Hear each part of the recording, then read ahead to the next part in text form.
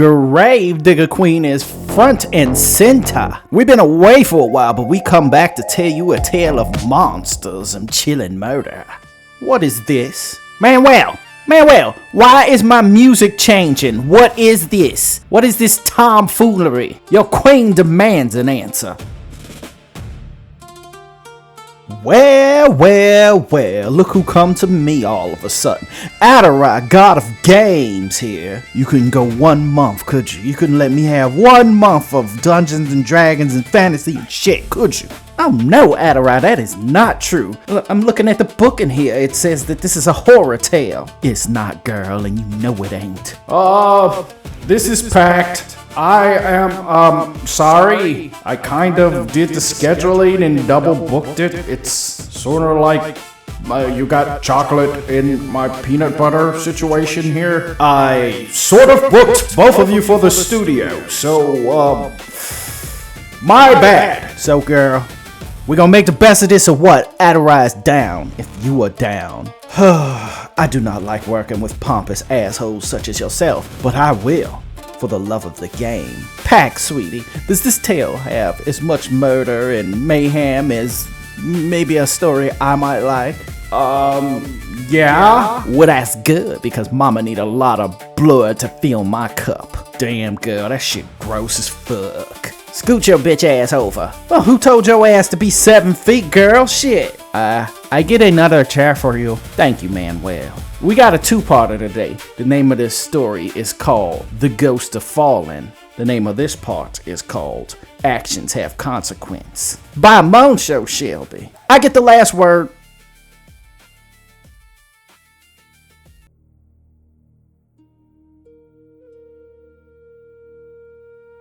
Put down your sword, traveler. I will assure you it won't go quite the way you envisioned. I respect your desperation, I do. I sympathize, but I will lay your body to earth if you do not let this pass.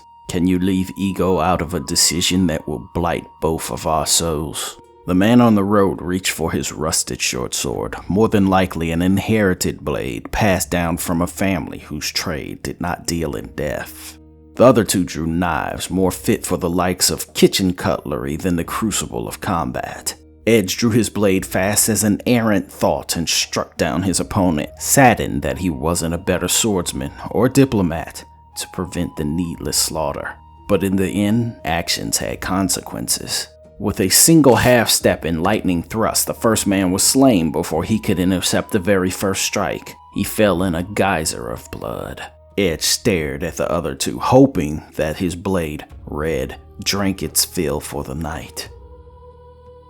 The two men fled from their attacker, lamenting that they couldn't have seen reason seconds before. Edge sheathed Red with the weight of ceremony and reluctantly drug his victim to the side of the road.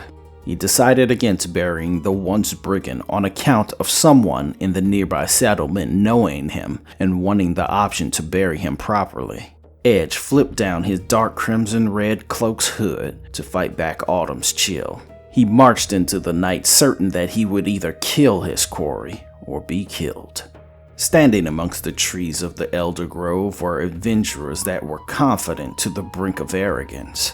The trees towered as mountains might. To look at its peaks was to invite feelings of vertigo, leaving you to wonder if they did indeed touch the heavens.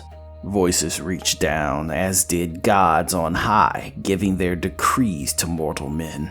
Clayman held fast to his sword, relaxing after a brief moment, for he knew what was in store and still could not completely prepare himself for its terrifying majesty. "Steel yourselves, brothers," Clayman said to the other three, who took the sudden sounds even worse than he. "For why have you come, travelers?" said the voice that echoed from the treetops.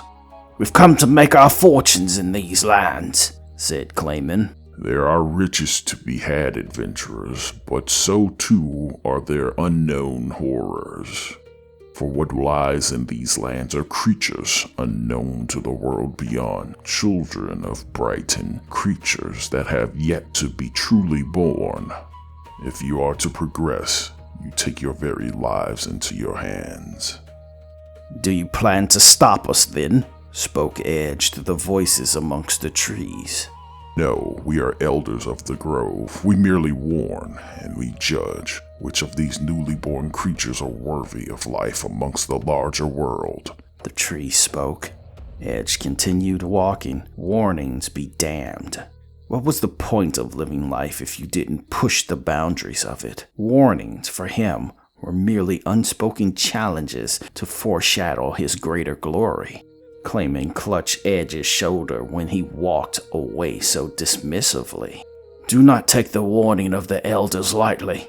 Edge jerked his shoulder away defiantly. I intend on making a name for myself here. An empty word spoken to deter me will always fall by the wayside. Perhaps he isn't ready, said Albertine, adjusting the straps that held her bow and quiver. Hard to tell. The only way to forge a blade is to bathe it in fire. Albertine gave Claymon a look of uncertainty, then extended her outstretched arm to receive her owl, Hamlin. The black and white predator fluttered in the air, perching. Will of the Woods mimicked the sounds of the owl, but to those that knew better, knew he spoke to the nocturnal predator. If Hamlin has seen nothing from the air, then I shall traverse the land, Will said to the group.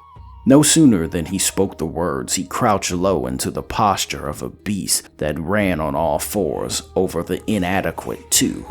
Fur burst through his earthen-toned attire and enveloped him. Bones cracked and reshaped, and within the blink of an eye, he became a wiry gray wolf. The once man bounded into the forest. Claymon addressed the remaining party. If Will doesn't find new signs of life, we will make for Zoas. Clayman began to set off, but not before turning his eyes upwards and giving the elders that safeguarded the land their due respect. What is Zoas? Asked Edge, who fell into step behind the experienced warrior. A settlement, Clayman answered. I didn't think there was any organized settlements in the Valley of Warning. I was led to believe it was completely untamed, said the younger man. Those are the words of people who have never been here. People that would tell you all things savage are devoid of order, said Clayman. We should reach higher ground so that we may survey the countryside, said Albertine. So the three traversed that alien landscape. It had a primordial soul that permeated throughout. It housed vast, unchecked growth, along with hard-to-explain patches that achieved greater than average sizes. They climbed a raised plateau that gave them a view of the canopy for many miles. Clayman reached into his overstuffed bag and began to lay out his equipment. First and foremost, the huge chain tumbled out. He set out a tubular viewing device, then affixed it to a tripod. After a quick gaze through his spyglass, he gathered nearby stones and positioned them to create a fire. Albertine sat on the ledge of the plateau looking down at the wildlife below. What now? Edge asked, clearly impatient. Now we wait. This is the greatest part of what we do, said Clayman while stepping under a tree and foraging for loose branches. What are we looking for? Ed said to redirect the question. Something that moves me.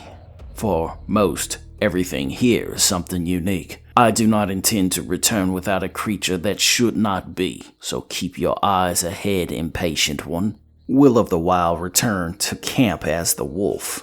For the briefest of moments he rose on those two crooked back legs until his body corrected itself and became the half-elf he was. I saw signs of a beast afoot, but we are only to seek a beast of legend this hunt, are we not? Said the younger man. Albertine was not what one could be considered beautiful. She was covered in tattoos, scars, and bruises in equal measure, some that healed, others that did so incorrectly, causing subtle imperfections. Her hair was short. She had no clear need for the trappings of femininity, with muscles that bulged as huge as any man's. Clayman's head was barren, with eyes blazing from an unspoken determination. Wearing hard leather armor comprised of the quarries he killed rightfully and claimed in the hunt. Edge was a young man with not enough life experience to have his deeds shown on his face alone. He wore his wild hair in a knot, and even still strands broke loose onto his face. He had the restlessness of youth. Clayman handed Will a bit of meat roasted on the campfire. "We do need to seek something new and impressive this hunt. Anything less will not do." "Then I shall continue my search later tonight. Perhaps the beast we seek may be a nocturnal hunter," said Albertine. The muscular woman sent out her owl Hamlin to survey now that Will was resting. The hunt moved into night, and the four fed a campfire, uncaring who or what may see. They invited the challenge. If nothing else, it could potentially make their hunt that much easier. By the light of the fire, Clayman spoke. "Have you heard of my hunt of the nestled oxen beast?" Clayman said to whoever might answer. "Many times," said Albertine. "But I haven't," Edge chimed in. It was pre-dawn. The land was covered in mist so thick you could touch it with your hand. By this time, it was only me and Killian left. 2 of our band had died to mulch tigers, and 3 had lost their taste for the hunt, having found nothing of consequence. Me and Killian pushed on. We knew we were on to something. We found the hoof of beast we could not claim to understand. It had cloven feet and claws. Me and Killian were arm to arm at a clearing when we first encountered it. The horned antlers of the beast cut through the fog. It moved faster than we expected, more cat-like than bovine. It snatched Killian in the mist, drug him away, quick as a notion. I could hear him fighting. I closed my eyes, knocked an arrow, and fired blind into the white. The fighting stopped. I cried out. He told me the shot wounded the beast, and he managed to cut its face. Killian took a bad hit, so he could no longer keep up. He recovered on the high ground while I continued the pursuit. I tracked the wounded beast to its lair and had the fight of my life. Old Brighton had outdone himself with this beast, a mix of bull, cat, and elk. I should have turned back, but I didn't. I slew the beast, but it gave me something to remember him by, said Clayman, raising his shirt to show Edge a scar on his belly that ran all the way across. How bad was it? Asked Edge. Bad. Killian and I limped back to Blair Ranch. He, with his leg newly torn away. Me, with my insides falling out. "Foolish, Clayman, and you knew it was," said Albertine. Clayman nodded in mild agreement, but smiled all the same. It was I who named the nestled oxen, Clayman said with pride. But the question I ask you now is, if you could do it all again with all the knowledge you have acquired, would you? Will of the Wild questioned. Clayman's smile softened as if the reality of it all came flooding in. No, I wouldn't. The group kept a loose watch. Edge was first. The night felt different here, more uncertain and sinister. It was as if the eyes of unknown monsters, new to this world, watched them, attempting to decide if they were meant to be predators or prey. Edge slowed just to keep himself active and awake. The responsibility of guard duty ran counter to his personality. If he had it his way, he'd always be on the move, stalking prey, seeking greater glory. Suddenly and sharply, Edge heard a branch break at the outskirts of camp. He drew his sword slowly and pushed to the boundaries of camp, where the light faded away. He kept open an ear and gazed into the darkness with little success. As he turned away, something reached out for him, grabbing both arms and legs. It drug him into the dark, away from the apparent safety of the camp. He felt the foliage whip past him. The speed and ferocity was so great that he couldn't loose his sword. Edge reached for his dagger at his hip and blindly cut at the ties that bound him. The binding fell away on his arm, and his orientation violently shifted. He stretched to cut his legs free, but his binding released him before he put it to the knife. In the dark forest, with only the light of the moon to see, there was a black ooze on the ground. It wasn't a rope that had bound him, but an appendage of a living thing. The most prudent course was to return to camp as quickly as his feet could carry him, but the fire that burned inside of him bade him to take the path of swift savagery. Whatever it was that came for him in the night was wounded and fled. If he pressed his advantage, he could overwhelm the thing before it had a chance to regroup. He followed the trail of black blood as quickly and aggressively as he could. It led him deeper and deeper into the primal forest. Even in the pale, muted light of the moon, the tracks were rather easy to follow. Once he was well away from the safety of his hunting party and the glow of the fire was absent, the trail went suddenly cold. With each breath that became lighter and lighter, his thoughts slowly began to return to him. He was no longer flooded with the intoxicating thrill of the hunt. He frantically searched for blood or for tracks, but found no signs. It seemed to have completely disappeared. A glimmer of worry crossed his mind. He tactically drew his blade, figuring the beast had led him into a battlefield of its choosing. Before long, the sound of silence was deafening. The song of night creatures wafted on the air from the deep distance along with the hum of its insects. Edge heard nothing for a long while until he heard the distant shriek of battle cries. He turned tail and ran back to camp. He had been taken so far away, he wasn't sure if he would easily find his way back, if not attracted to the sound. When Edge breached the last of the forest's deep foliage, he walked into a scene that might rival that of his nightmares.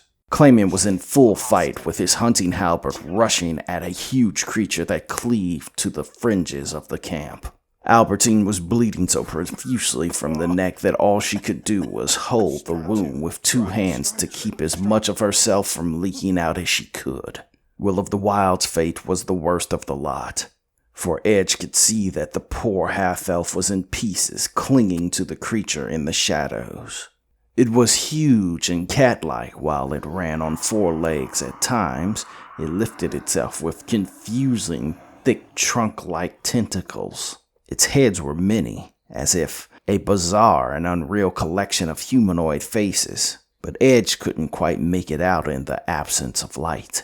Clayman fearlessly pushed forward, jabbing at the thing with a weapon that conceivably may have been big enough to do it damage.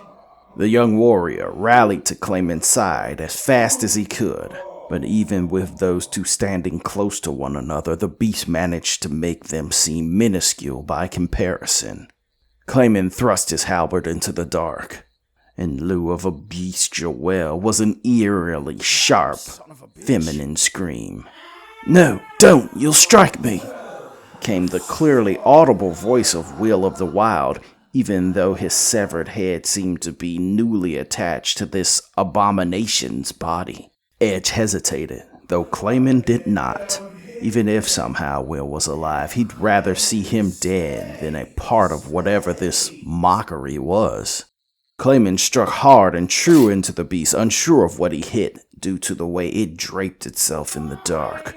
A different voice screamed when it was struck. It pushed itself backwards with the strength of 3 misshapen tentacles into a standing position, towering tall over both hunters. It took a quick gangly step backwards, then made a startling transformation into an oversized mockery of a wolf. It darted into the shadows, wailing with the discordant sound of a chorus of different voices. Edge began to chase after the thing until Clayman forcefully grabbed his arm and sternly shook his head. The younger man had to gather all his will not to go charging off after the beast, but in the end, he conceded the point whether he agreed or didn't. Clayman ran over to Albertine, who was holding on to life in the most literal use of the word. The veteran hunter went into his sack and rummaged for bandages. "Don't bother wasting it on me," Albertine said in gargling croaks. Clayman shook his head in disbelief, unwilling to accept her fate. He had lost many a hunting partner in his day, but none as special as she. "Kiss me goodbye and be done," Albertine said, pragmatic to her last breath. Clayman kneeled down and kissed her lips that were made red with blood. She gave a weak smile as if thrilled to go to death after such an epic battle, but wishing it came some years later. She released her hands from her neck, and very quickly she left the mortal plane. Clayman dropped to the ground and sobbed. Edge didn't think he was capable of it. After the grief dulled, it was replaced with a sudden rage. "Where the hell were you?" Clayman yelled hysterically. For the briefest moment, Edge felt he may be in danger. The veteran hunter got in his face. "Will didn't have a chance, and Albertine fared little better." "It drugged me away into the brush," Edge pleaded. And for the briefest moment, he thought he'd omit the part of the story that painted him in the worst light. But he'd rather risk Clayman's wrath than live his life a coward. With a voice quivering in regret, Edge spoke. I thought I had it." Clayman's face relaxed when he saw the look of the boy's regret. The hell he was going through, he'd never be free of his entire life. The crippling thought of what if. Clayman hugged the boy, accepting his guilt as apology. "We can do whatever we want in this life, but inevitably the course of indulgence has consequence." Edge put his head down. Seeing Albertine lifeless and still because he thought himself able to do what he pleased was the harshest lesson he'd ever learned.